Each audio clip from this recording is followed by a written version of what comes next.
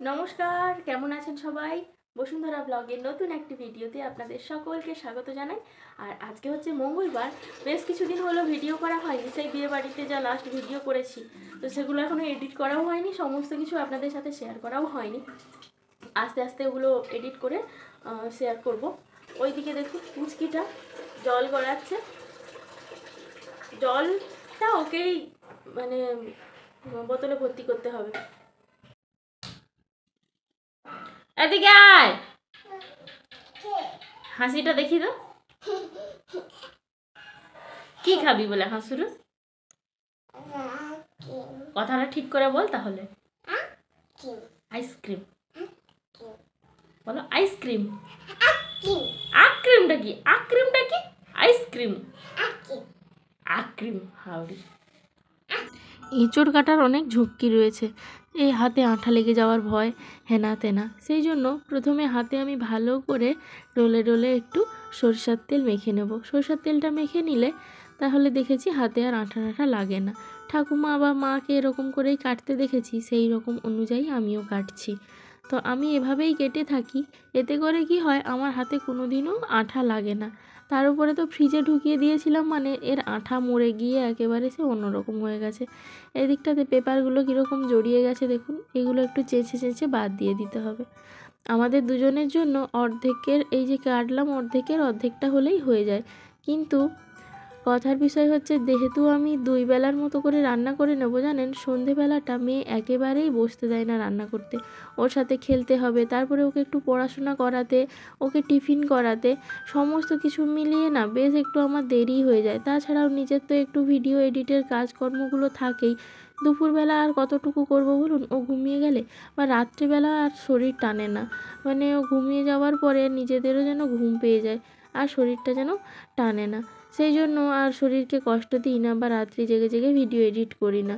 যতটা তাড়াতাড়ি সম্ভব ঘুমিয়ে পড়ি, কারণ অনেকটা সকালেই আবার উঠতে হয়, তো যে কারণে আর বেশি রাত্রি করি না। দেখুন এঁচোড়টা আমার মোটামুটি কিন্তু কাটা প্রায় কমপ্লিটের পথে। একটু কেটে নিয়েছি, আর এই আধখানি কেটে নিলেই তাহলে হয়ে যাবে দুবেলার মতো। আমাদের বাদ বাকি অর্ধেকটা রেখে দিতে হবে। দেখুন হাতে কিন্তু খুব বেশি একটা লাগেনি। ঠাকুমাকে দেখতাম সরষের তেল মুঠিতে একটু মাখিয়ে নিত, হাতে মেখে নিত, বা বটিতে হয়তো মাখাতো না, সেই জন্য বটিতে অতটা জড়িয়ে যেত, মানে হাতে মেখে নিত। তারপরে আবার কি করতো, মানে কাটার পরে বটিতে মাখাতো, আর হাতের শেষে কি করতো সরষের তেল দিয়ে তো কাটতো, কাটার পরে আবার কেরোসিন তেল মেখে নিত। সে কী বীভৎস ব্যাপার! সরষের তেল মেখে নিলেই হয়, কেরোসিন তেল মাখবে আবার খাওয়ার দাওয়ারে হাত দেবে। এদিকটাতে আমি সেদ্ধ করতে দিয়েছিলাম নুন হলুদ দিয়ে এঁচোড়টাকে, সেদ্ধ হয়ে গেছে সুন্দরভাবে। একে এবার একটা চামচের সাহায্যে আমি তুলে নেব। সেই ঝাড়ি ঝাড়ি বাটি বা থালাগুলোও রয়েছে, তবে তাকে আর বার করার ঝামেলা না করে আমি একেবারে একটু মানে হাতা দিয়েই তুলে নেব। কারণ আর এই যে দেখুন, এই যে জলটা রয়েছে না, এই জলটাকে কিন্তু আমি ফেলবো না, এই জলটাকে আমি রেখে দেবো। মানে এই জলটা দিয়েই বাকি এঁচোড় তরকারিটা করব। এঁচোড় রান্না করব ভাবছিলাম, তারপরে মানে মাথার মধ্যে এলো যে মেয়েটা কি দিয়ে খাবে। এঁচোড় দিয়ে হয়তো খেয়ে নেবে এঁচোড় বা তার আলু, তবে ওর আবার মন মতিভ্রম, সে যদি বলে যে না আমি এটা খাবো না, তখন হয়েই গেল। তো জিজ্ঞাসা করলাম মাছ ভেজে দেবো বা একটু বেগুন ভেজে দেবো, তো বললো যে বেগুন ভেজে দাও। তারপরে দেখলাম মাছগুলো একেবারে বরফ জমে রয়েছে, খুব একটা তাড়াতাড়িও হবে না, সেই জন্য বেগুনটাই ভেজে দিচ্ছি। শুধুমাত্র ওর জন্য ভাজবো, আমার আবার বেগুন ভাজা ভালো লাগে না, আমার একটু ভাতে হলেই ভালো লাগে। আর এদিকে বসে বসে চিপস খাচ্ছে, আমি ওকে বেগুনটা ভেজে নিই। আর ওইটুকু বেগুন শুধুমাত্র ওর জন্যই করছি, ওর পাপা তো এবেলা খাবে না, যদি বলে আবার ওবেলা একটু ভেজে দেবো। নাহলে ভাত তরকারি সব এবেলা করে নিচ্ছি ওবেলার জন্য, মানে যেটা খাওয়া হবে সেইটুকু রেখে দিয়ে বাদ বাকিটা সময় মতন আমি ফ্রিজে ঢুকিয়ে দেব। শেষে আবার শুধু যে গরম করব তা নয়, ভালোভাবে ভাতটাকে আবার একটু ফুটিয়ে নেব, দিয়ে ফ্যানটাকে ঝেড়ে নেব আর কি রাত্রে। তো বেগুনটা ভাজার পরে ভাবলাম যে একটু পাঁপড় ভাজি, খুব ভালো হবে, কারণ মেয়েটা পাঁপড় খেতেও ভালোবাসে। আর ভাতের সাথে যদি একটু করে মিশিয়ে মানে দেওয়া হয় কেটে কেটে, তাহলে খুব ভালোভাবে ভাতটা খায়। সেই জন্য ভাবলাম অল্প করে একটু পাঁপড়ও ভেজে নিই। ছোটো বাচ্চারা থাকলে খাওয়ার হয় একটা বিশাল বড় ঝামেলা। মানে এই ধরুন কী দিয়ে খাবে, আদৌ যেটা তৈরি করেছি সেটা খেতে চাইবে কি না, বা একটু মুখরোচক কিছু হলে ভালো হয়, এই সব কিছু ভাবতে ভাবতেই না আমাদের একটা সমস্যার সৃষ্টি হয়। না হলে ধরুন যে কাজটা আধ ঘন্টার মধ্যে হয়ে যাওয়ার কথা, সেটা নিয়ে আরও বেশ কিছু সময় ধরে বসে থাকতে হবে। মানে এই রান্নাবান্নার কাজেই বলুন। আমার ভাজাভুজি কমপ্লিট, এইবার আমি এঁচোড় তরকারিটা এতেই চাপিয়ে দেব। তেলটা একটু কালচে টাইপের হয়ে গেছে, ভাজাভুজিগুলো হয়েছিল, সেই জন্য এই তেলের মধ্যেই আমি এঁচোড় তরকারিটা করে নেব। আমি না রসুনগুলোকে একটু কুচিয়ে নিই পেঁয়াজের মতো বড় বড় করে, ওইগুলো মুখে পড়লে বেশ দারুণ লাগে। অনেকে কি করেন, এঁচোড়টাকে সুন্দরভাবে মানে তেলের মধ্যেই কষিয়ে নেন। তো আমি ছোটোবেলা থেকে দেখে এসেছি আমার মাকে, যে এইভাবে সুন্দরভাবে একটু জলে সেদ্ধ করে নিতে। তার কারণ জলে সেদ্ধ করে নিলে সুসিদ্ধ হয় এবং খুব ভালোও লাগে খেতে, খারাপ যে লাগে তা নয়। আর যদি এটাকে সুন্দরভাবে তেলে ছেঁকে নেওয়া হয় তাহলে সেটা অনেকটা রিচ হয়ে যায়, আর বাচ্চার পক্ষে তো ভালোই নয়। যেহেতু আমার বাবা ডাক্তার, ছোটোবেলা থেকেই দেখেছি ওই কম তেল মশলা খাইয়ে বা একটু সাদা সাপটা ঝোল ঝাল এইসব খাইয়ে আমাদের অভ্যাস করে রেখেছে। সেই যে জলটা তুলে রেখেছিলাম, সেদ্ধ করা জলটা, সেই জলটাই দিয়ে দিলাম। ব্যাস, এবার এটা ফুটতে থাক।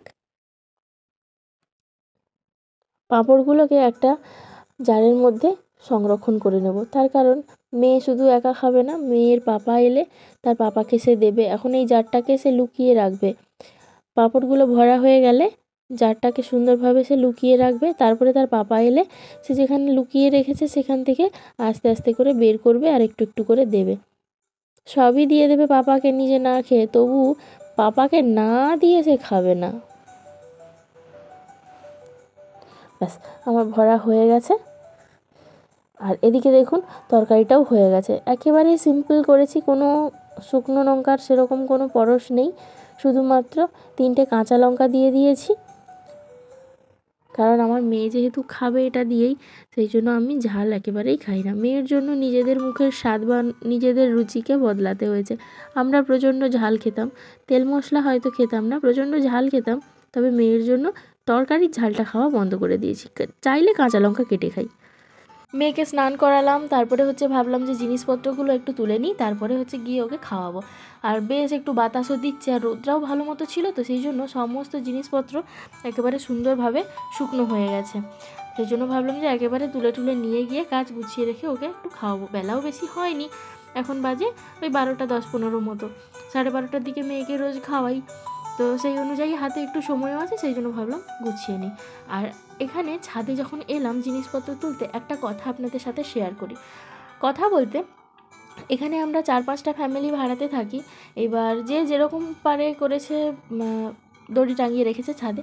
এবার সেরকম আমি তো শেষে এসেছি, সেরকম জায়গা ছিল না, ওই ওদেরই সাইড থেকে একটু, মানে ওদের কারোর জিনিসপত্র লাগবে না এরকমই একটা জায়গা থেকে আর কি, এটা মোটামুটি টাঙিয়ে দিয়েছি। কারণ আমার খুব একটা বেশি জিনিসপত্র হয় না, এই বাচ্চার টুকিটাকি জিনিসপত্র আর যেগুলো আমরা ইউজ করি সেইগুলো, অন্যদের মতন অত কিছু বেশি বেশি থাকে না। এবার এখানে যারা থাকে তাদের মধ্যে 2-1জন রয়েছে যাদেরকে এক কথায় বলে ওই শুচিবাই, মানে খাওয়ার পরে জিনিসপত্র সমস্ত ধুয়ে দেবে, খাওয়া জামাপত্র নিয়ে মানে কোনো কোনো কিছুতে হাতও দেবে না, যা জিনিসপত্রে হাত দেবে সেগুলো সব ধুয়ে দেবে। এইরকমই একটা জিনিস যেটা আমরা একেবারেই করতে পারবো না, বাচ্চা নিয়ে তো সম্ভব নয়, বা আমি এগুলো করতে যাবও না। কারণ এগুলো হচ্ছে বিকৃত মস্তিষ্কের কার্যকলাপ। এমনটাও হয়েছে জানেন তো, যে তাদের হচ্ছে বাড়িতে যদি কোনো রিলেটিভসরা আসে, তারা যদি বাসি জামা কাপড়ে থাকে তাদেরকে না তারা তাড়িয়ে দেয়, এরকমই হয়েছে। তো যাই হোক, এখন সন্ধে হয়ে গেছে, সন্ধেবেলা একটু করেছি এই যে সিমুই। সিমুই খেতে মেয়েটা বড্ড ভালোবাসে, আর ও বলছে যে ও বড়টা নেবে আর ছোটোগুলো হচ্ছে আমরা খাবো। তো যাই হোক, মোটামুটিভাবে সিমুইটা খাওয়া দাওয়া করে এবার রাতে রান্না করব।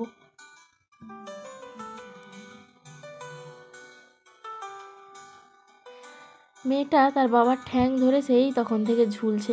কী আবদার কী জানি বলছে, আমি খেলবো, খেলার জন্য একটু ঝুলবো। সেই যে পা ধরেছে সন্ধ্যে থেকে, এরকম করে ধরে ধরে মাঝে মাঝে যখনই সময় পড়ছে টুক করে একটু নিয়ে বসে পড়ছে। যাই হোক, আজকের ভিডিওটি তবে এই পর্যন্ত। আপনাদের সাথে দেখা হবে খুব শীঘ্রই আমার পরবর্তী আরেকটি ভিডিওতে। সবাই ভালো থাকবেন, সুস্থ থাকবেন, সাবধানে থাকবেন। ভিডিওটি কেমন লাগলো অবশ্যই জানাবেন। দেখা হচ্ছে কাল।